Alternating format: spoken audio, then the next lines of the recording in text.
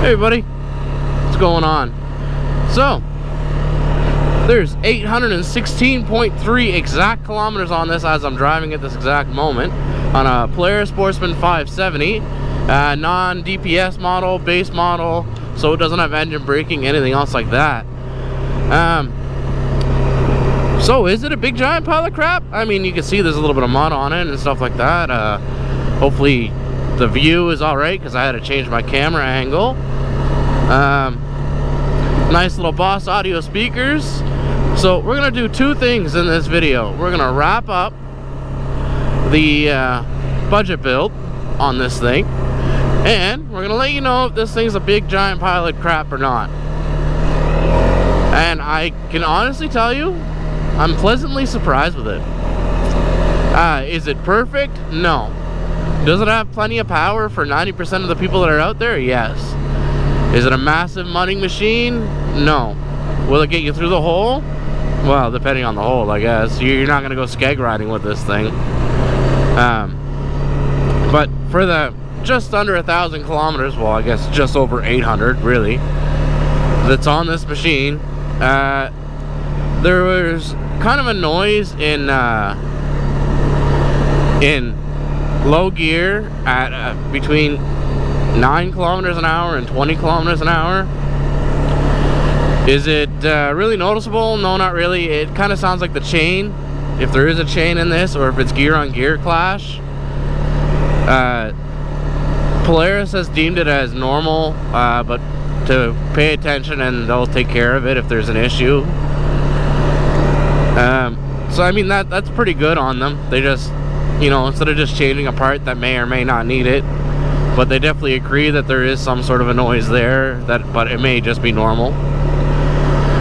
So in reality, I mean, I don't know how the camera's translating this terrain right now. It's fairly smooth with quite a bit of bumps. We just had this trail repaired a couple years ago, but they're logging in here now and it's kind of making it a mess. You'll see the logging damages up ahead, I guess, really. I don't know if they're attempting. It doesn't really look like they're really fixing it much for us. They're just filling things. I mean, you can see the holes there every now and then. But overall, it's got decent mid-range. Low ends, not so much, but decent mid-range. Like, it will go from 30 kilometers an hour to 50, 60, 70 with ease. My biggest gripe, you see where my thumb is? Right down here. I don't know if you can actually see that or not. My thumb gets tired after a little bit. I usually have back issues driving an ATV, and I can drive this comfortably all day and not have any issues. I'm quite impressed with that. But like 40 kilometers an hour, no issues at all. Nice and smooth. This section's a fairly smooth trail.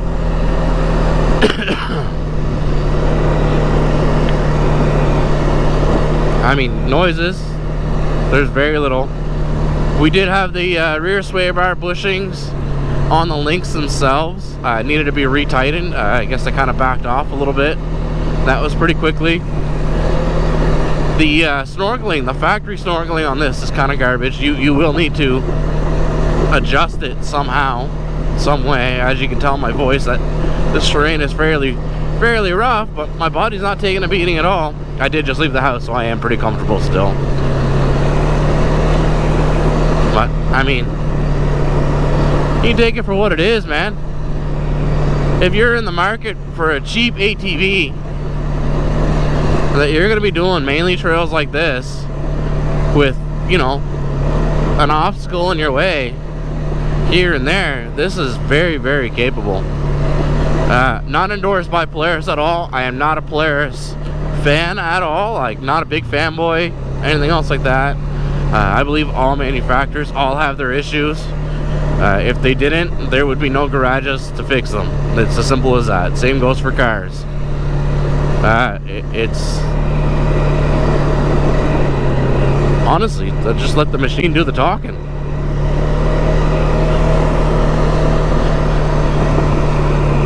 It's very quiet, I will give it that. Like, just unreal how quiet it is. I mean, take this turn, non-power steering, and then right on the throttle.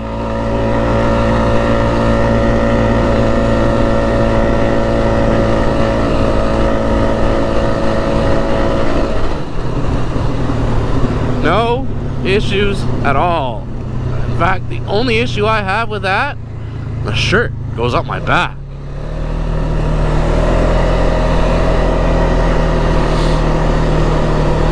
Makes me feel like I'm Superman.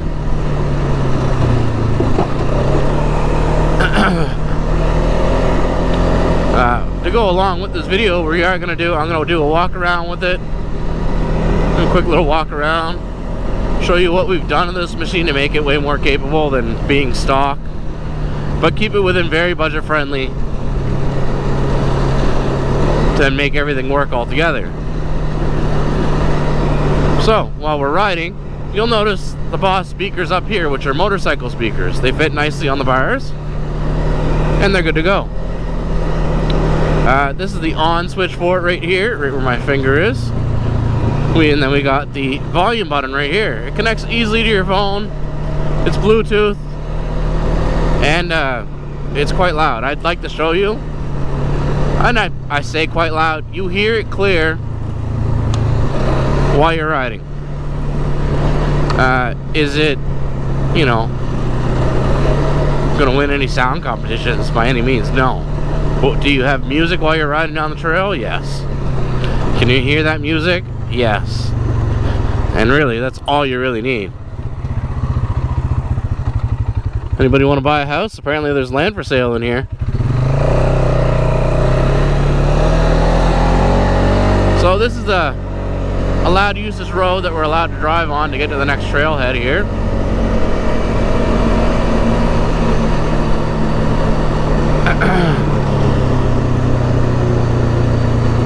Which is right in here. Here's the signs. I'm gonna go down this a little bit. And if your ATV club, there's an old car right there. If your ATV club grooms in the wintertime, that sign says, please use your four-wheel drive, if you have it, in the winter, to save from ripping up the groomed trails, because groomed trails are not like sleds, right? If you're in two-wheel drive, you're gonna make washboard effects and create ruts. That's where running your four-wheel drive in the winter is great for that. It's quite dry, surprisingly. We just got a big rainstorm there. Not yesterday. Yesterday was Canada Day. But the day before, thunder, lightning, everything else like that. So, I mean, you take this machine very comfortably on stuff like this and not have an issue riding it all day long, as long as you do something with this thumb throttle position.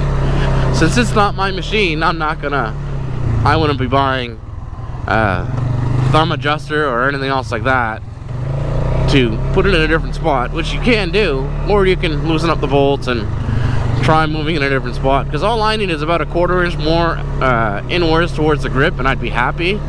Because what I'm doing is I'm putting my hand past the grip so that I can be comfortable. There's a whole beaver dam spot right there. I know, not ATV. Well, it is ATV related, but not really review related. Old railroad track that is no longer in use, doesn't go anywhere. Well, it goes to somebody's private property is what it goes to, right behind their house now. We had a beaver problem earlier this year. As you can see, the water's still there, but the beaver's gone.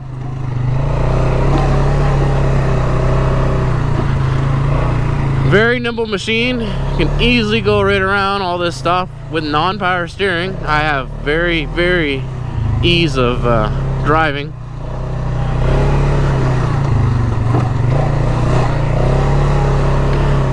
Yep. In, out. You know, for those of you who don't want to go plastering right through every single mud hole and get completely covered all the time. It's extremely easy.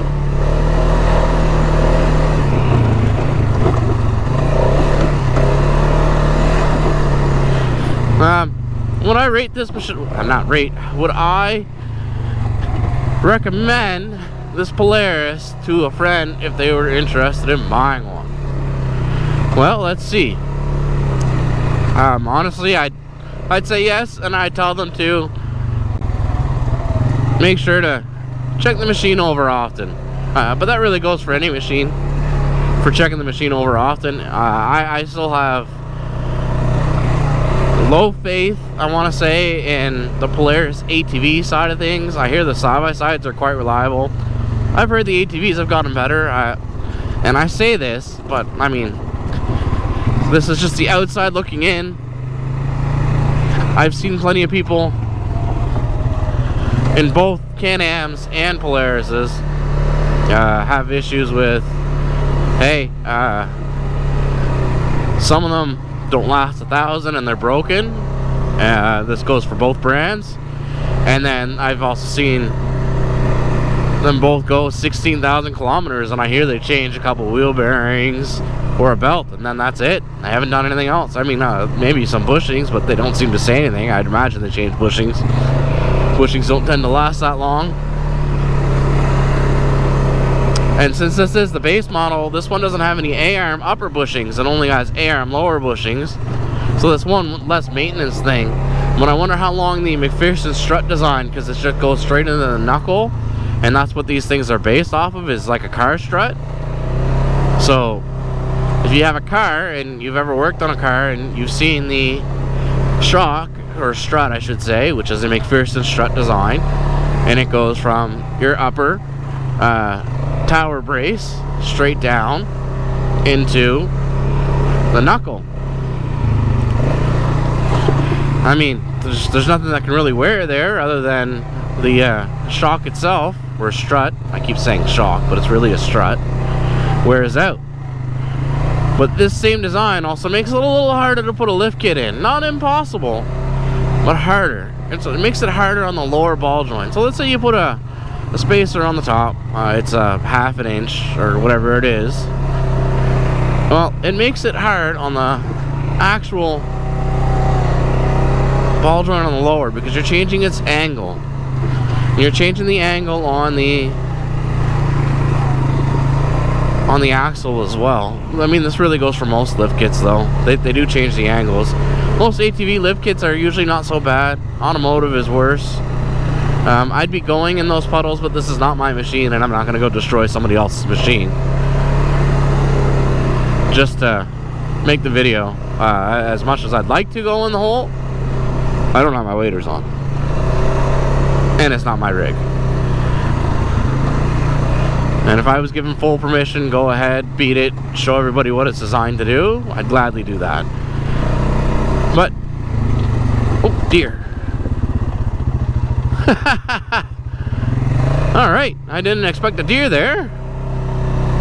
It was early in the morning. Wow. Cool.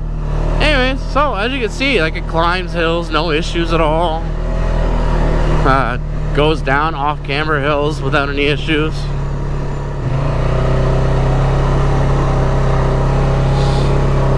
So I was just coming up that hill there, and I started thinking to myself, my Brute I used to have on 30s and with high lifter springs, and I used to hate going up that hill with my Brute, but on this Polaris, because I haven't gone this way with this thing yet, it's a lot easier going up it than the Brute. I don't know if the angles are different or where everything's positioned, but it's it seems a lot more capable on the off camber stuff. So now we're gonna do our budget build part of the section. So the first thing that we did, we went with 27-inch Zillas right off the bat. We kept the factory rims, so they're 27 9s, 12 in the front, and 27 11 12 in the rear. We put the Boss audio speakers. We bought these off Amazon, I believe is where he got those from. They were a warehouse deal. They're for motorcycles. They actually work pretty decent. Next, Champion winch. Got that from Crappy Tire on sale. It was about 120 bucks. The tires are honestly were the most expensive part of this. This box, it's I'll bring you over here in a sec. This box is from a CF Moto. I'll bring you over right now, actually. So this box, right here, that's from a CF Moto. CF Moto? I want to say CF Moto, might be Segway. Not 100% positive anymore. He bought it used for a decent price. It fits actually nicely on there. He bought the Polaris lock and ride commands there on it. Other than that, that's pretty much it with the budget build, man. We didn't go all crazy, but it's set up.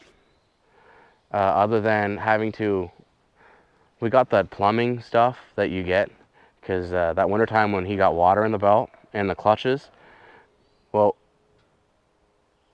interesting noise. All right, so we ran it. It's up in here. We didn't have to make no holes, no nothing. You just run your plumbing, you put it in there. So that's the intake and the CVT. We ran them both inside there. Now it's good to go. And that's really the budget build, all about what it is. The first oil change has already been done, but we are a big fan of running OEM stuff only. So that's pretty much what we've only run. And if you notice, I'm actually able to walk away from the camera right now. Yeah, and you can still hear me pretty clear.